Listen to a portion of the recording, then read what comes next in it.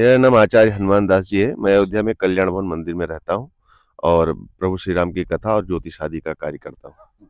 पूरी अयोध्या वासी सभी लोग इस समय बहुत प्रसन्न हैं और यह पृथ्वी कुमोदनी हो गई, प्रसन्नचित हो गई है। इस समय अयोध्या का माहौल देख रहे होंगे, घूमे टहले होंगे, तो हर व्यक्ति के मुख से राम राम निकल रहा है और इसके लिए धन्यवाद है, साधुवाद है कि इस समय अयोध्या में ही नहीं, आप देखेंगे पूरे भारत या पूरे विश्व में एक बार जरूर छोटा सा बच्चा जो बोलने लगा वह भी राम कह रहा है। और बूढ़े बुजुर्गों की तो बात ही क्या कही जाए, किसी न किसी रूप में इस कलयुग में अगर मुख से राम नाम निकाला जा रहा है तो उसके लिए सबको धन्यवाद है। जो लोग ऐसे दिव्य कार्यक्रम में सम्मिलित हो रहे हैं, इसको करवा रहे हैं, वो सब साधुवाद के पात्र हैं।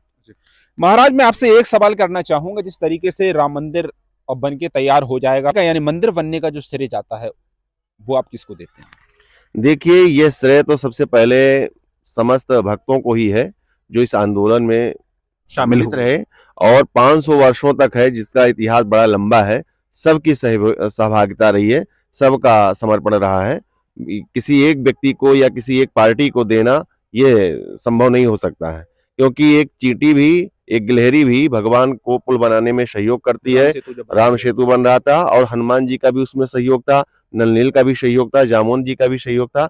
लेकिन सबसे ज्यादा महत्वपूर्ण वो व्यक्ति है जो छोटे पायदान पर रहकर सहयोग किया है, अपना बलिदान दिया है। सबसे महत्वपूर्ण भूमिका उसकी मानी जाएगी। बिल्कुल। लेकिन आजकल कुछ देख रहे हैं, जैसे सोशल मीडिया में खबरें चलाई जा रही हैं, भारतीय जनता पार्टी को जिस तरीके से श्रेय दिया जा रहा है, उससे आप किस हद तक सहमत हैं? देखिए, अब पार्टी की बात, राजनीति की बात में क्या कहें, श्रेय दिया जा रहा है। वर्तमान में उन्होंने इस पे काम किया है, आए तो राम नाम पे ही है, तो श्रेय वो ले रहे हैं। और ठीक है, इस समय देखिए मांगलिक योजना, मांगलिक कार्यक्रम चल रहा है, तो राजनीतिक तरीके से कोई चर्चा न की जाए तो अच्छा है।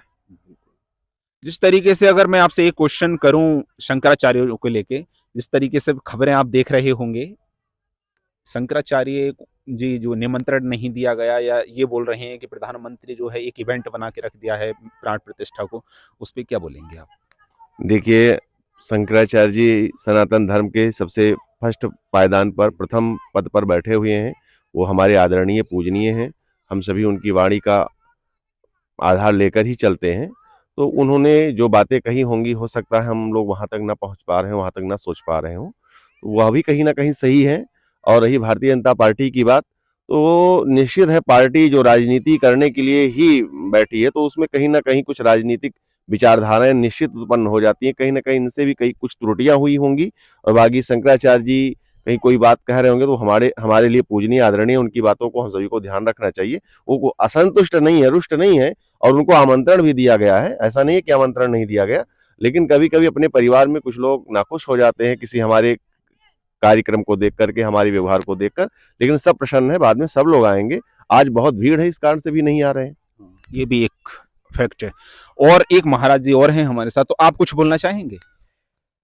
आदरणीय आचार्य जी ने सारी चीज आपको बता भी दिया कि यज्ञ किस प्रकार से हो रहा, किस विधान से हो रहा, किसके माध्यम से कराया जा रहा है, क्यों हो रहा है। हम बस इतना कहते हैं कि जो ऋषियों की संस्कृति है, जो ऋषियों की परंपरा है, उसी को जागृत किया जा रहा है यहाँ पर। और ऋषि परंपरा जो है वो सभी से जुड़ा हुआ है, हमारे राम जी भी सभी से जुड़े हैं। बस इतना ही जानिए, राम जैसा आचरण, वाणी, व्यवहार, स्वभाव, चरित्र सबको अपने जीवन में उतारना है, चाहे वो हिंदू हो, मुस्लिम हो, सिख हो, ईसाई हो, जैनी हो, बौद्धि हो, क्योंकि राम सबके पूर्वज थे। अगर उनके आचरण को देखा जाए तो सबको अपने जीवन में उनके आचरण को उतारना चाहिए। ओम धन्यवाद।